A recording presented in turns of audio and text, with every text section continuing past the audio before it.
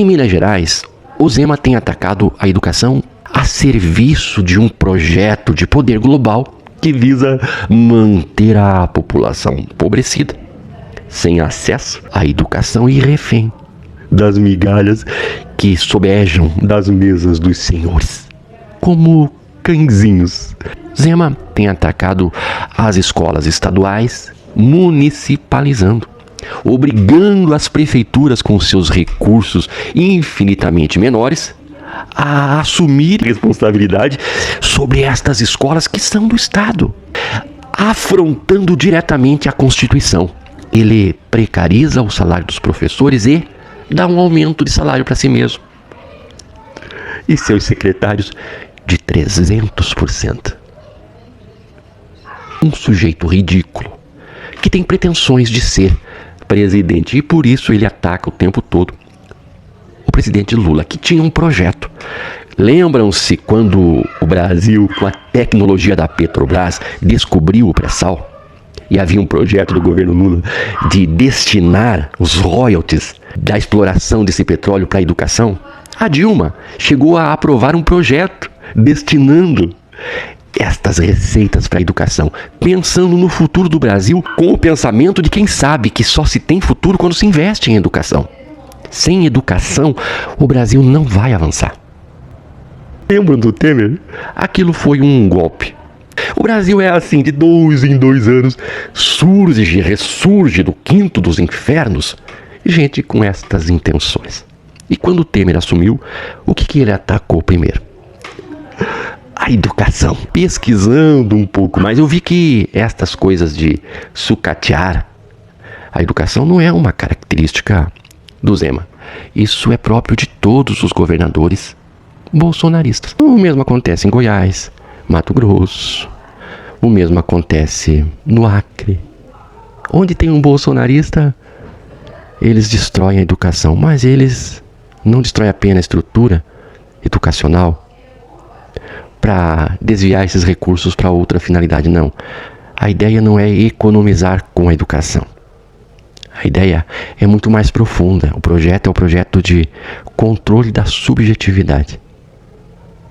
É um projeto de doutrinação para controlar as mentes. Eu quero falar sobre isso e eu peço que você, por gentileza, curta, comente, me siga, se inscreva no canal e ajude nessa chavinha. Eu preciso desse apoio de vocês para continuar trabalhando pelo Brasil. Eu, como todo professor, me sinto valorizado se houver, por parte daqueles que me seguem, este reconhecimento materializado no apoio financeiro que o meu canal não tem por parte nem das plataformas, nem de nenhuma instituição, de ninguém, além daqueles que me ouvem e que apoiam e que valorizam esse trabalho. Vamos em frente que eu tenho muita coisa para falar hoje. O Zema mantém apenas 20% dos professores como efetivos. O restante, 80% dos professores, que ganham 43% a menos do que a média nacional, são temporários. Vem aqui, dê as suas aulinhas e some daqui. Sem direitos, sem garantias. O professor vira um prestador de serviço aos produtos. É intencional essa precarização.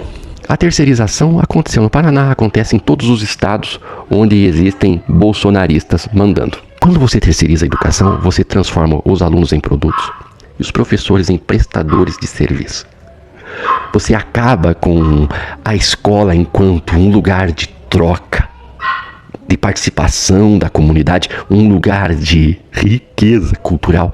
Você coloca um projeto pedagógico reducionista, tecnicista, que ensina a obedecer, não questionar, não emancipa as mentes, infantiliza o cidadão que, infantilizado, pensa unicamente nas suas necessidades básicas. E aí ele não trabalha mais por um salário, trabalha pelo sustento. Ele não pensa mais em uma fonte de renda, ele pensa em uma ocupação. Muda-se o sentido do trabalho enquanto instrumento de acesso para atender necessidades básicas. Eles acusam os professores de doutrinação, mas a acusação é a própria denúncia de que eles próprios pretendem fazer, controlar a subjetividade. Veja bem, quando você vê o Zema, Ratinho Júnior no Paraná, Ronaldo Caiado em Goiás, Jorginho Melo em Santa Catarina, Castro no Rio de Janeiro e etc., você vê um padrão. Este padrão mostra que estes governadores, eles têm um chefe. E este chefe não é brasileiro. Porque todos deveriam se submeter à Constituição. Mas, a exemplo mesmo do Zema, a Constituição é por ele desrespeitada. Porque o valor mínimo das receitas do Estado, que obrigatoriamente deveriam ser investidas na educação, não é por ele cumprido. Que lindo, né? O futuro do Brasil, ou em relação a Minas Gerais, o futuro de Minas Gerais, na mão de um governador que aumenta o seu salário em 300% e precariza a educação e o salário dos professores em 56%, sendo 43% abaixo do piso nacional. Eles cumprindo a lei. Eles são golpistas, porque não cumprem a lei. Quem não cumpre a lei é golpista. Mas ele não é um caso isolado não, meu povo. Eu estive verificando que os governadores, principalmente aqueles que subiram no palanque, na última manifestação de Bolsonaro em prol do alto perdão, da impunidade, aqueles que tentaram um golpe de Estado, todos eles têm uma política de destruição das bases da educação exatamente igual à do Zema. Então o ataque às escolas estaduais se estende também à Universidade Estadual de Minas Gerais, né? Minha amiga Liliana estava me pedindo para falar sobre esse assunto. Um abraço a você, Liliana. Esse é um assunto profundo, eu queria desenvolver com mais tempo, mas entende que um vídeo muito longo as pessoas não assistem, infelizmente. Mas o que Zema está fazendo, tentando agora federalizar a Universidade Estadual, é a tentativa, na verdade, de transferir para o governo federal a universidade. E se o governo federal não assumir, ele vai destruir. E atribuir a culpa ao governo federal. Vocês estão entendendo? A um nível da canalice. O mesmo ele faz em relação às escolas estaduais. Transfere os municípios, forçando esses municípios com um orçamento muito menor a assumir essas escolas, e a defasagem ele vai culpabilizar os municípios pela defasagem. É um canalha, não é? Pré-candidato à presidência. Mas ele não é o único canalha, não. Você vai para São Paulo, militarização, terceirização, precarização, tudo nos mesmos moldes. Só que a educação precarizada como está, estes governadores, não está precarizada suficientemente. Por isso, em razão disso, eles trabalham para destruir ainda mais, transformando, através da terceirização, os alunos em produto, fonte de renda para empresários, amiguinhos. Aliás, em Minas Gerais, o Zema, ele tem dado isenção de impostos a seus amiguinhos. Aí o Estado não tem recurso. Tarcísio de Freitas, em São Paulo, tenta transferir dinheiro da educação para a saúde. É uma forma dele precarizar tanto a educação quanto a saúde. Um mesmo orçamento dividido por 2. São canalhas. Mas isso não é Tarcísio, não é Zema. Aqui no Paraná, o Ratinho Júnior foi o primeiro a terceirizar a educação. Sim, algumas escolas, não me lembro exatamente quantas, já estão funcionando neste modelo. O aluno é produto, o professor é um prestador de serviço e o ambiente da troca inexiste. Agora é uma educação minimalista, superficial. Que vontade de sair daqui gritando e chorando, arrancando os cabelos, que já me restam poucos. Mas eu ainda tô bonito pra cara. Sabe que eu acho que eu vou largar a mão nessa cartola? Essa cartola não está me beneficiando. Então, gente, voltando aqui ao assunto, né? Todos esses governadores alinhados a essa ideologia mundial de acachapamento dos sonhos da população, que é base da sociedade, não é apenas um ataque à estrutura da educação, é um ataque à subjetividade. É uma tentativa de controle do pensamento. Esse processo se reflete de várias maneiras, tanto nas condições do ensino, quanto nas implicações mais profundas para a liberdade do pensamento e a formação crítica. Então, o professor que ensina a pensar é rotulado por eles como sendo um doutrinador. Mas o que esse professor faz, na verdade? Ele tenta romper com a doutrinação. Porque as pessoas, elas estão condicionadas.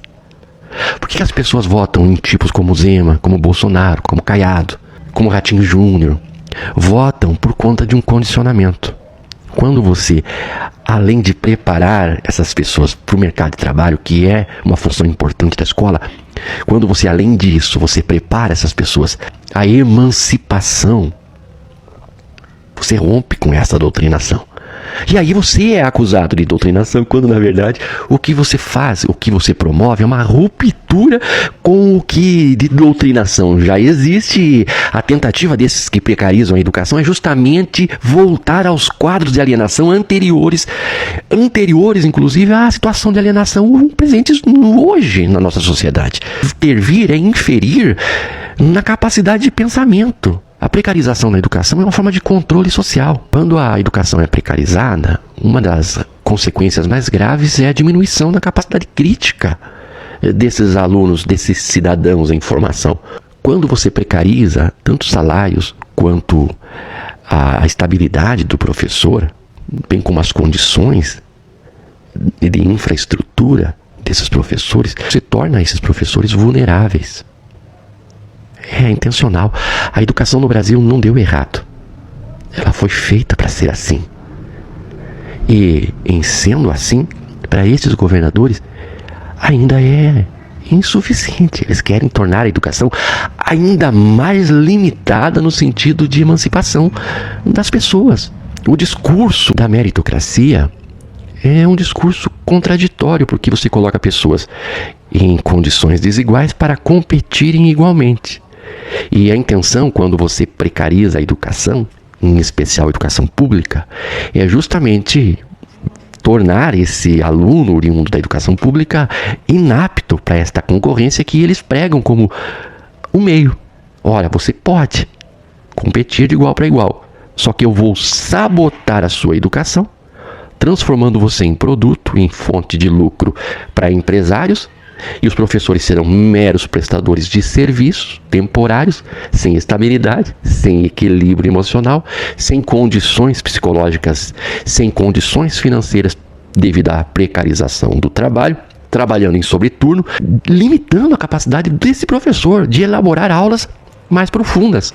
Porque a necessidade de trabalhar mais para conseguir se manter faz com que esse professor seja obrigado a não aprofundar as suas aulas, desestimulando uma reflexão mais profunda. E esse professor desestimulado, ele não vai trabalhar essa capacidade crítica dos alunos. A substituição também de professores concursados por terceirizados prejudica a continuidade do aprendizado, fragmentando a formação dos alunos e gerando uma educação mais superficial. A própria militarização é uma forma de se ensinar a obedecer.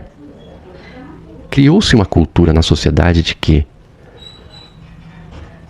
sabe aquela criança obediente? É lindo, né? Sim, senhor corrupto. Eu vou ferrá-lo. Eu vou roubá-lo. Eu vou destruir o seu futuro. Sim, senhor corrupto. Pessoas que não questionam. Este é o projeto. A Constituição está aí. Educação é um direito. Eles precarizam de propósito. É isso, gente.